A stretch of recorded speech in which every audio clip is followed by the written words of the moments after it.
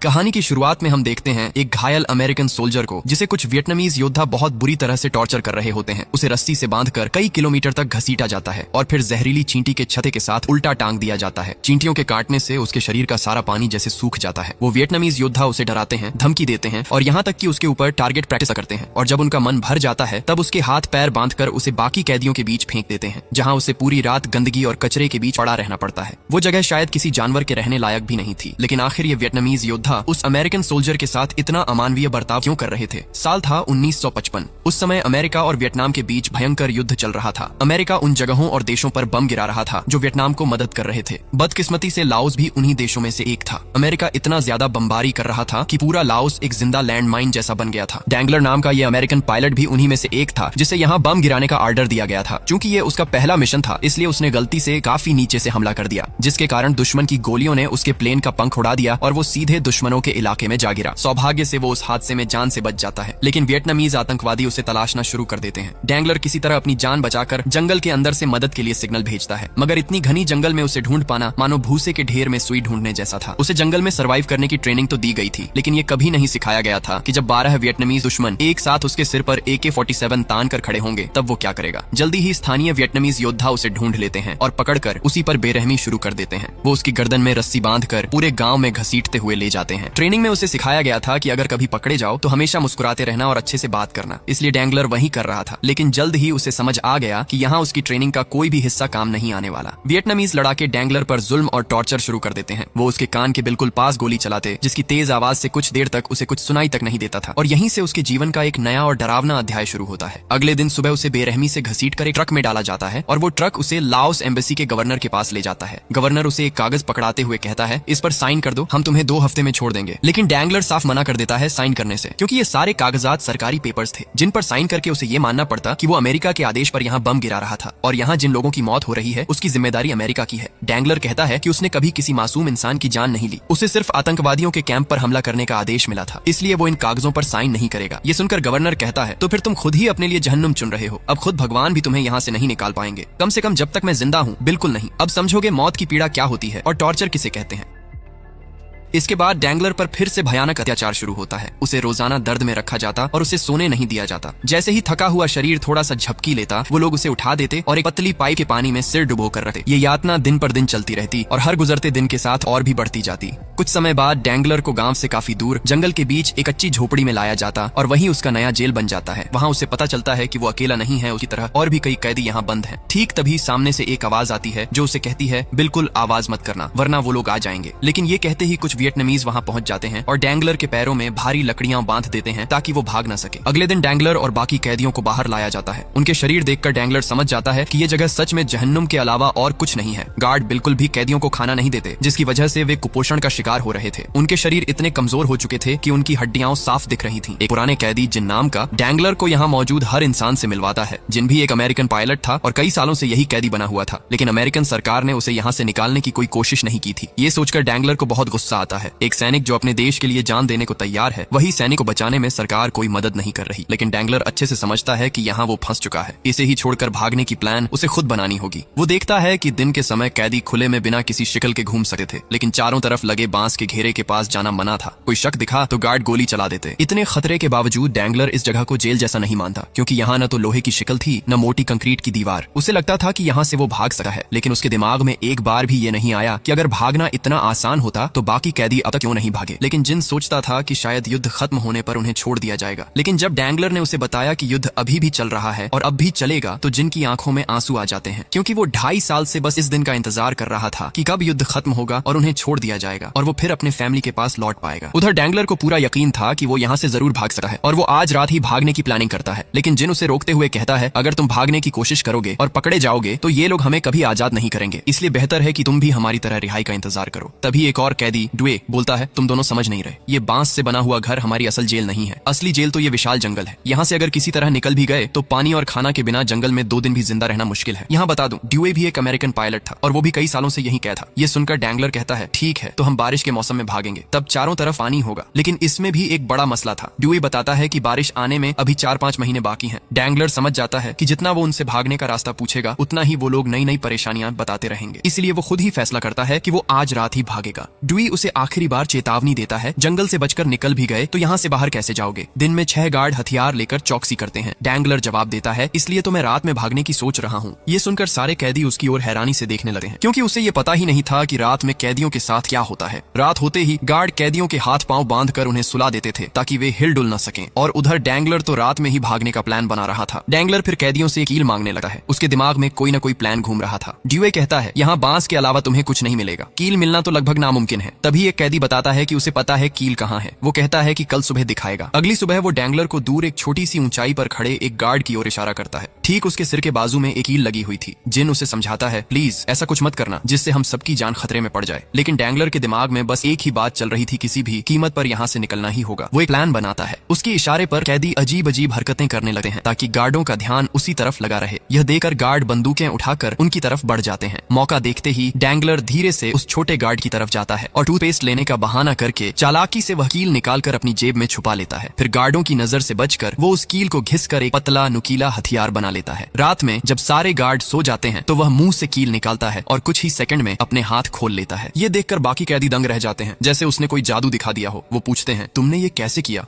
Dangler बताता है, training में हमें सिखाया गया था कि स्प्रिंग पर हल्का सा प्रेशर डालो तो हैंडकफ का लॉक आसानी से खुल जाता है। फिर वह हैंडकफ को पहले जैसा बंद कर देता है, क्योंकि वे आज रात भागने वाले नहीं थे और उन्हें ध्यान रखना था कि गार्डों को जरा भी शक न हो। अगले दिन डैंगलर भागने के अलग अलग प्लान के बारे में सोच रहा था। तभी एक अमेरिकन प्लेन उनके सिर के ऊपर से उड़कर जाता है। ये देखते ही गार्ड जल्दी से सारे कैदियों को अंदर ले जाते हैं। इसी दौरान डराने के लिए एक गार्ड गोली चलाता है। वह गोली ड्यूई को लगती है, लेकिन किस्मत से वह कान के पास से निकल जाती है, वरना उसकी जान चली जाती। सब शांत होने पर एक गार्ड अंदर आता है और डैंगलर की तरफ बंदूक तान देता है। वह उसे कर कहता है, हमारे सामने घुटनों पर गिरकर अपनी जान की भीख मांगो। लेकिन डैंगलर बिल्कुल नहीं डरता। वह उनकी तरफ देखकर हंसता रहता है, क्योंकि यही तो उसे ट्रेनिंग में सिखाया गया था। कुछ देर बाद वही गार्ड खुद भी हंसने लगा है, क्योंकि बंदूक खाली थी। वे लोग सिर्फ डैंगलर को डराकर मजा ले रहे थे। दिन बीतकर रात होती है। रात में कैदी बांस की दीवार पर लगे खाने के पोस्टर्स देखते हैं और पुराने दिनों को याद करते हैं जब खाना उन्हें आसानी से मिल जाता था, और आज एक अण खाना के लिए भी तरस रहे हैं। इसी तरह कुछ दिन गुजर जाते हैं।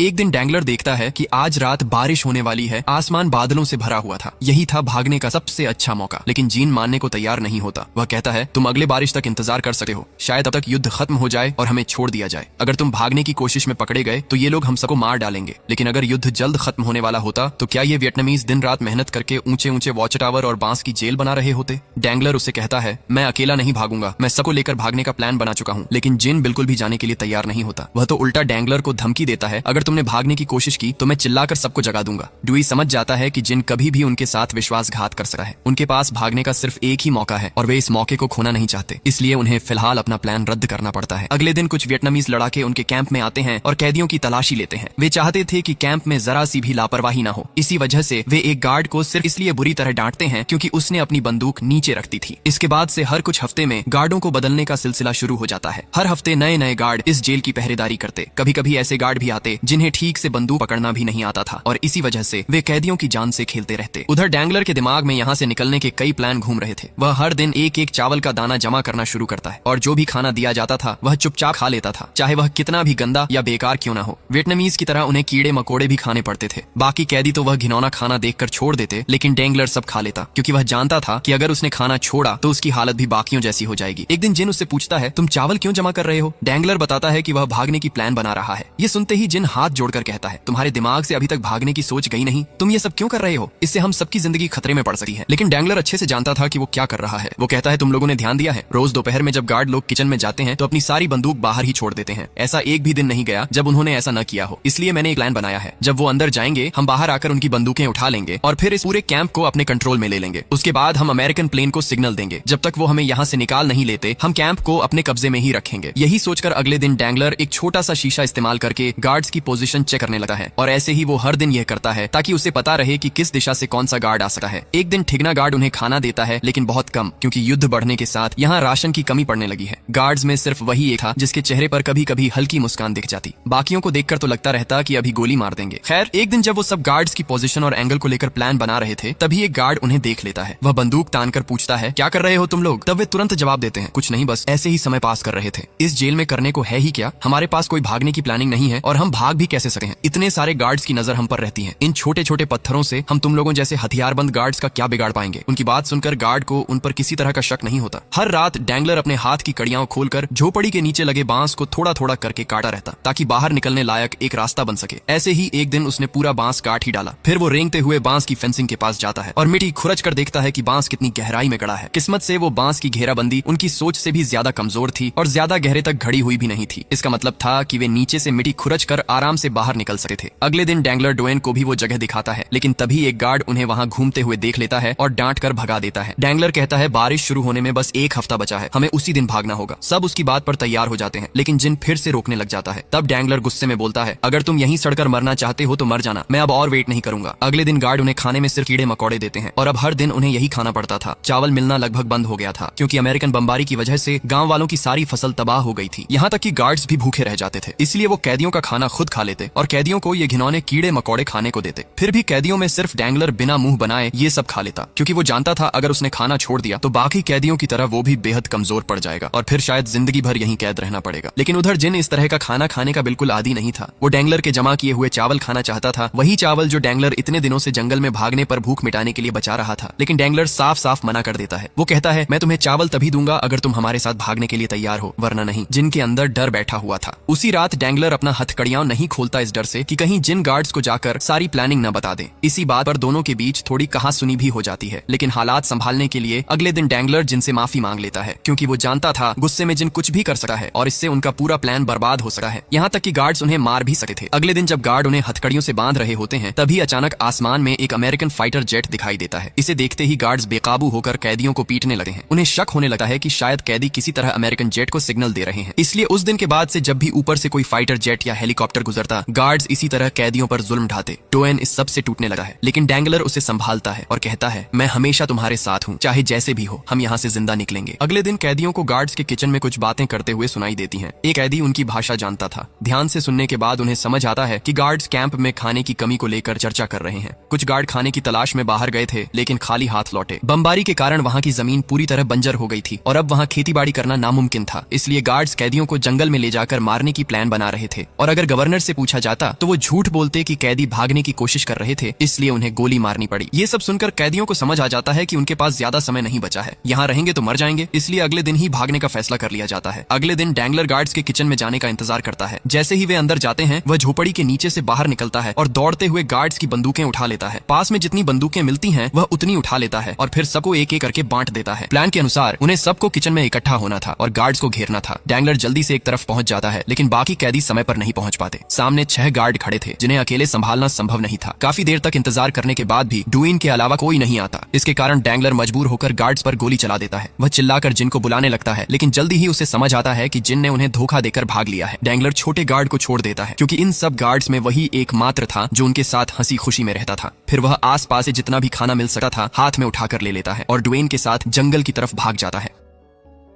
थोड़ी दूर जाने के बाद वह जिन को देखता है, जो डैंगलर की जान को खतरे में डालकर अकेले भाग आया था, लेकिन वह ऐसा दिखाता है कि उसने कुछ भी नहीं किया। डैंगलर उस पर बहुत गुस्सा हो जाता है। वह कहता है, तुमने हमें छोड़कर क्यों भाग गए? हमने तो साथ में भागने की प्लान बनाई थी और उस प्लान में हम एक दूसरे के साथ ही रहेंगे, कोई भी किसी को छोड़कर नहीं भागेगा। लेकिन जिन उसके सवाल का कोई जवाब नहीं देता और वहाँ खड़े खड़े जैसे भूत बन जाता है। तब डैंगलर उसके पैरों के जूते देकर पूछता है, तुमने ये जूते कहाँ पाए और हमारे जूते कहाँ हैं? डुएन फिर झूठ बोलता है कि वहाँ और जूते नहीं थे और शायद बाकी कैदी जूते लेकर भाग गए होंगे। डैंगलर को ये बात अजीब लगती है। उसे समझ आता है कि शायद इतने लंबे समय तक कैद रहने की वजह से जिन की मानसिक स्थिति बिगड़ गई है और अगर उन्हें बचना है तो अब उन्हें अलग होना पड़ेगा, वरना जिन की वजह से बाकी कैदी फिर पकड़ लिए जा सकते हैं। इसके बाद डैंगलर जिन को वहीं छोड़ देता है और डुएन के साथ आगे बढ़ता है। थोड़ी दूर जाने के बाद डुएन ऊपर आसमान की तरफ देखता है और कहता है बारिश आने वाली है और ये अच्छी खबर थी, क्योंकि अब उनके पास पीने के लिए पानी और खाने के लिए खाना था। कुछ ही देर में बारिश शुरू हो जाती है। वे थोड़ी बारिश का पानी पीते हैं और चावल की पुटली खोलकर वहाँ से थोड़ा खाना खा लेते हैं। लेकिन जहाँ वे रुके थे वहाँ की मिट्टी भीग चुकी थी और फिसलन भरी थी, जिससे तेज बहाव उन्हें अपने साथ खींच ले जाता। उनका बाकी बचा हुआ खाना इस पानी की तेज धारा में बहकर नष्ट हो गया। अब उन्हें तुरंत खाना ढूंढना था, वरना इस जंगल में उन्हें पीने का पानी तो मिल जाता, लेकिन खाने के लिए वे मर जाते। थोड़ी ही दूरी तय करने के बाद वे एक नदी देखते हैं। यही नदी उन्हें थाईलैंड तक ले जाएगी, लेकिन इसके लिए उन्हें नदी पार करनी होगी। इसके लिए उन्होंने बांस से एक राफ्ट बनाया और धीरे धीरे नदी में तैरते हुए आगे बढ़ना शुरू किया। लेकिन जल्द ही उन्हें समझ आता है कि नदी एक गहरे जलप्रपात की ओर जा रही है। उस तेज बहाव में वे सीधे नीचे गिर जाते, लेकिन इसके पहले ही वे किनारे पहुंच जाते हैं। उनका राफ्ट अब और काम का नहीं रहा। था और उनके शरीर में इतनी ताकत भी नहीं बची थी कि नया राफ्ट बनाया जा सके। तब डैंगलर को एक अजीब सा एहसास होता है। वह अपनी शर्ट खोलता है और देखता है कि उसके शरीर पर झुंड झुंड कीड़े चिपक गए हैं। वह उन्हें एक एक करके हटाने लगा है। इतनी भूख के कारण उसे कुछ पल के लिए लगा कि इन्हें खा भी लिया जा सकता है, लेकिन उसने अपना मन बदल लिया। उनका शरीर कमजोर और थकान से भर चुका था। दोनों टूटते जा रहे थे, इसलिए वे पतों से अपने शरीर को ढककर सो जाते हैं। अत्यधिक थकान में रात वहीं काट देते हैं। अगली सुबह डैंगलर एक व्यक्ति को नदी में मछली पकड़ते हुए देखता है। उन्हें लगता है कि शायद उससे खाना मिल सकता है, इसलिए वे उस व्यक्ति का पीछा करने लगे हैं। लेकिन फिर डैंगलर सोचता है अगर किसी भी तरह वे फिर पकड़े गए तो यह खतरा बहुत बड़ा होगा, इसलिए वे उस व्यक्ति का पीछा करना छोड़ देते हैं। शरीर बहुत ज्यादा कमजोर था और पेट में तेज भूख लगी हुई थी। उनके हाथ में जो बंदूक थी वो भी किसी काम की नहीं थी, क्योंकि अगर वो किसी जानवर को मारने के लिए गोली चलाते तो उस आवाज से गार्ड्स तुरंत उन्हें पकड़ लेते। शायद तभी से उन्हें खोजने के लिए सर्च ऑपरेशन भी शुरू हो गया होगा। डैंगलर ने उनकी बंदूकें भी पानी में फेंक दिया, क्योंकि वैसे भी उनका वजन बहुत ज्यादा था। इसके बाद वो दोनों खाली हाथ फिर से उस गहरे जंगल में खाने की तलाश में निकल पड़े। लेकिन देखा गया कि ड्वेन की हालत और भी खराब होती जा रही थी। उसके शरीर में दर्द, तकलीफ और थकान के अलावा वो कुछ भी महसूस नहीं कर पा रहा था। थोड़ा और आगे बढ़ने पर उन्हें जंगल के बीच एक पुराना परित्यक्त घर दिखा और वहीं आज का दिन बिताने का फैसला करते हैं। अंदर आते आते दोनों के शरीर वैसे ही टूट चुके थे। उधर ड्वेन पूरी तरह से हार मान चुका था। वो अब शांतिपूर्वक मरना चाहता था। वो डैंगलर से कहता है, मुझे यही मेरे हाल पर छोड़ दो, मैं अब और नहीं चल सकता। लेकिन डैंगलर हार नहीं मानता। वो उसे हिम्मत देता है और एक बेहतर भविष्य का सपना दिखाता है। कहता है कि वो इतने साल तक वहाँ मरते मरते जीता आया है और किसी तरह से वो दोनों यहाँ से भाग भी निकले हैं। बस किसी तरह अगर वो ये जंगल पार करके जिंदा बाहर निकल आए तो उनके लिए एक खूबसूरत जिंदगी इंतजार कर रही है। ये सब बातें सुनने के बाद ड्वेन में फिर से जीने की इच्छा जाग उठती है। बातों के दौरान ही वे अचानक 2 हेलीकॉप्टर उन्हें आते हुए देखते हैं। डैंगलर जोर जोर से चिल्लाकर मदद मांगता है, हमें बचाओ, हम नीचे हैं। लेकिन दुर्भाग्यवश कोई ध्यान नहीं देता। ठंड में ड्वेन का शरीर कांपने लगा है और उसके हेलुसिनेशन शुरू हो जाते हैं। अपने आप वह कहता है, डैंगलर धीरे धीरे बात करो, नहीं तो गार्ड्स फिर से आ जाएंगे। लेकिन डैंगलर उससे कोई बात नहीं कर रहा होता। ड्वेन उल्टा सीधा बोलने लगा है। उसकी खराब स्थिति देखकर डैंगलर उसे शांत होने और लेट जाने को कहता है और फिर वह चारों ओर के पूरे इलाके में आग लगाने का निर्णय लेता है। शायद धुआं देकर कोई अमेरिकन प्लेन उन्हें देख ले, और डैंगलर यही करता है। वह पेड़ों की छाल घिसकर आग लगा देता है। देखते देखते आग इतनी फैल जाती है कि कुछ ही समय बाद एक अमेरिकन हेलीकॉप्टर उन्हें देख लेता है। डैंगलर फिर से मदद के लिए चिल्लाता है, लेकिन दुर्भाग्यवश अमेरिकन लोग उसे आतंकवादी समझकर हेलीकॉप्टर से बेवजह गोली चलाने लगते हैं। सौभाग्य से वह किसी तरह वहां से बच निकलता है। अगली सुबह जब ड्वेन की नींद खुलती है, वह देखता है कि उसका शरीर बिल्कुल जिंदा लाश जैसा हो गया है। उसे ठीक से चलने की क्षमता नहीं है। वह देखता है कि डैंगलर ने चारों ओर आग फैला दी है। ड्वेन कहता है, हमें अभी यहाँ से भागना होगा। शायद यह आग और धुआं देखकर सच्चे गार्ड्स फिर से आ जाएंगे। इसलिए वे अब और समय बर्बाद नहीं करते और अपने शरीर की बाकी बची हुई ताकत से आगे बढ़ते हैं। कई घंटों की यात्रा के बाद वे एक गांव के पास पहुंचते हैं। वहां वे देखते हैं कि एक छोटा सा बच्चा बाल्टी में पानी लेकर जा रहा है। बहुत प्यास लगने के कारण दोनों उससे थोड़ा पानी मांगते हैं, लेकिन पानी देने की बजाय बच्चा चिल्लाता है और गांव वालों को बुला लेता है। गांव वाले आकर उन्हें घेरे में ले लेते हैं और हंगामा शुरू कर देते हैं। दोनों के शरीर में वहां से भागने की कोई ताकत नहीं थी, इसलिए उन्हें आत्मसमर्पण करना पड़ता है। फिर भी गांव के किसी व्यक्ति ने ड्वेन के पैर पर चाकू मार दिया। उस दर्द से ड्वेन चिल्ला उठा है, लेकिन उसी क्षण उस गांव वाले ने ड्वेन की गर्दन काट दी और गला शरीर से अलग कर दिया। यह देखकर डैंगलर लगभग पागल हो जाता है। वह चिल्लाते हुए गांव वालों पर हमला करने जाता है। गांव वाले डर के मारे वहां से भाग जाते, क्योंकि वे संख्या में कम थे। डैंगलर भी वहां से भागकर जंगल में छुप जाता है। कुछ ही देर बाद और गांव वाले उसे खोजने वहां पहुंचते हैं। इस तरह रात हो जाती है। रात के समय डैंगलर के साथ अजीब अजीब घटनाएं होती हैं। उसे ड्वेन की आवाज सुनाई देती है। उसे लगता है कि उसका दोस्त उसके पास ही बैठा है। अब वह इस जंगल में अकेला रह गया था। यहाँ अकेले बिना खाने और पानी के बचना बहुत कठिन था।